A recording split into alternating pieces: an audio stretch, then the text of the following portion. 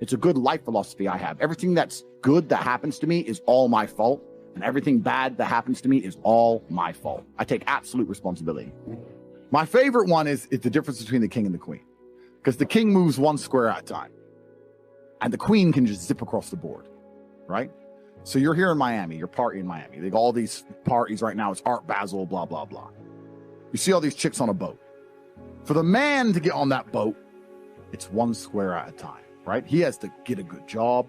He has to get his taxes right. He has to find a way to leverage credit. He has to meet the guy who sells the boats. He has to go through all this shit stage by stage by stage to finally pull off being on that yacht and having that yacht at the age of 56. A chick, what does she need? Lip fillers? Boom. Zip. On. She gets straight on. That's the difference between the king and the queen. I don't believe in changing the rules of the game. I believe in rule. In chess, when you look at the board, you don't sit there and go, I'm losing. I wish a pawn could move that way. That's stupid, because that's not the game. Right. What I do believe in saying is, okay, I'm fucked, but what's the best possible move? Yes. And what you'll actually notice is a grandmaster, you play a grandmaster at chess, he is sticking to the same rules as you. He's within the same constraints, but he will destroy you because he has a better understanding of the rules. I'm not out to change any rules. My society's not out to change any rules. The society can stay exactly as it is, can be as corrupt as it is. Don't give a fuck. I have no political affiliation. I don't care who's president. Don't care. All I care about is analyzing the chessboard and making the most intelligent move for myself.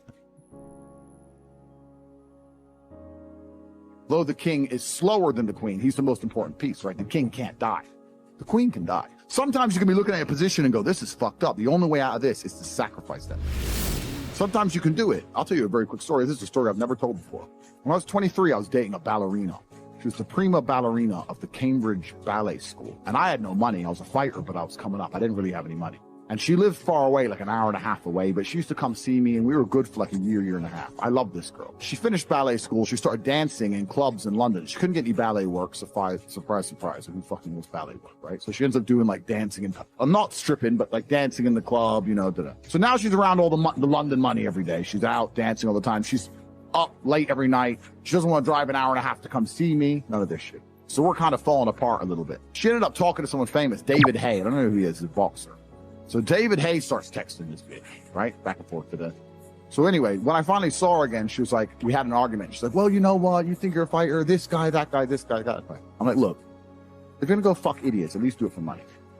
And she's like, what do you mean? I was like, well, if you're gonna go fuck idiots, at least get paid, because they don't give a fuck about you. Like, if you're gonna play this game, at least do it for money. Right. So I had this argument with her back and forth, and I explained to her that these men are just gonna use you, and if you're gonna do it, at least get paid.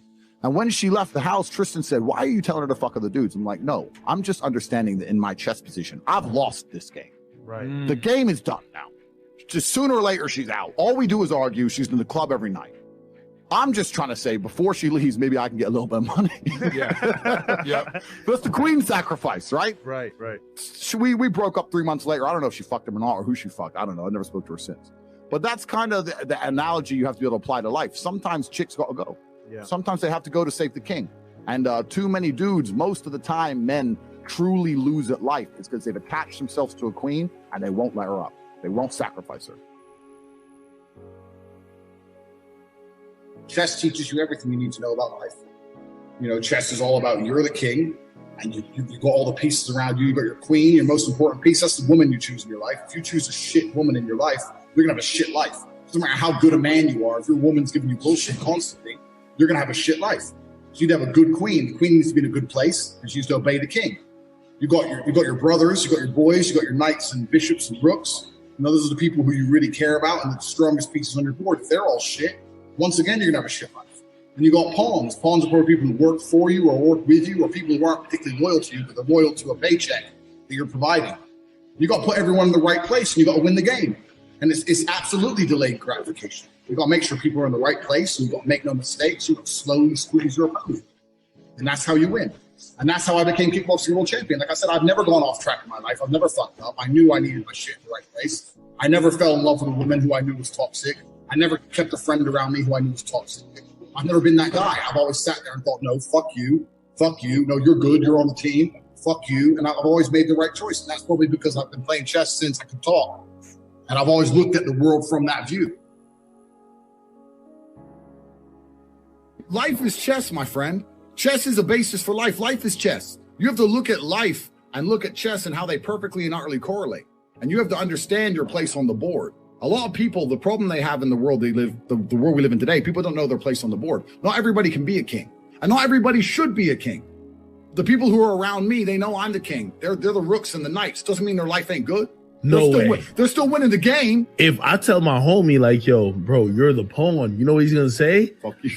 Like, yo, so I'm the guy who is going to take the charges and go down for you to have the glory. Yeah. No, I don't really, I understand exactly what you're saying. I didn't mean it particularly like that, but I'm just saying that. I hear what you're saying.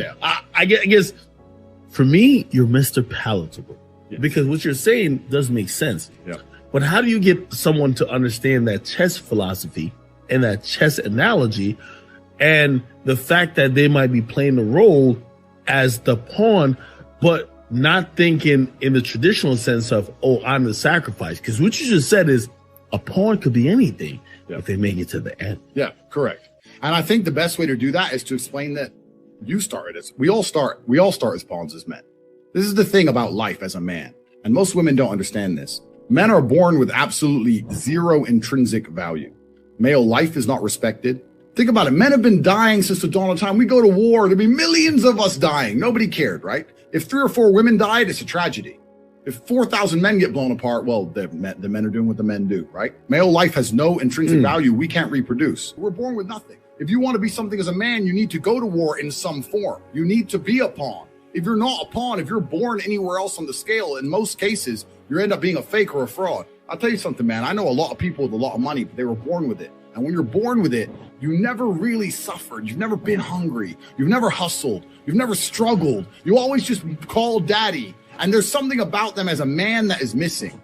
Trauma is absolutely necessary in the development of a man. We need trauma. We need that masculine essence. We need to suffer. We need to suffer, my friend. I think the worst life a man could possibly live is one without suffering. That's the thing about chess. It doesn't matter how well you played.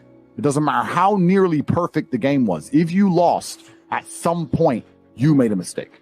Even if you can't identify it, at some point, you have made a mistake. And that's a fantastic metaphor for life as well. Because there's so many people out here who don't take responsibility and they'll come along and go, well, COVID happened. That's why I lost all my money. No, I don't buy that. I don't give a shit what happened. At some point, you did not diversify. You did not prepare yourself. You made a mistake. It's a good life philosophy I have. Everything that's good that happens to me is all my fault. And everything bad that happens to me is all my fault. I take absolute responsibility. So chess teaches you that. I'm perspicacious. One of my favorite words. I believe in perception. I like to see things. I believe in seeing into the future. Everything I'm telling you now about Corona and multiple passports and needing money is because I'm a perspicacious individual. I played chess when I was very, very young. In chess, you have to see ahead. You have to see the board. 3 to 4 you moves have to ahead of see time. the position. What's the next move? What is he going to try and do? Right? That's what you have to do. You have to see. Chess is not about hiding your intention. Chess is about putting your intention together so solidly that they can't stop it. Right? So that when you play chess and you're losing, you know what he's doing to you. You just can't stop him doing it to you. Yep. And that's the world we now live in. If you have half a brain, you know what they're doing to you. You know they're destroying your income. You know they're inflating the currency. You know they're locking you in your house. You know they're destroying free speech. You know what's happening, but you can't do anything about it. Right? So as a chess player, you have to try and find the best possible move on the board. The reason I love chess is because it is extremely frustrating. And I like doing something that I can never master. Chess is probably the only thing that makes me feel stupid. Because I'm a smart dude. Anything else I've ever tried to do or learn is easy. Trying to fathom chess is frustrating like fuck. It's so complicated. Now, if you're watching this and you don't know how to play chess, you should fucking learn. Because I guarantee when you have a basic concept of chess, a basic grasp of it, it will change the way you view the world. So if you're sitting there watching this going, oh, but I want to watch anime,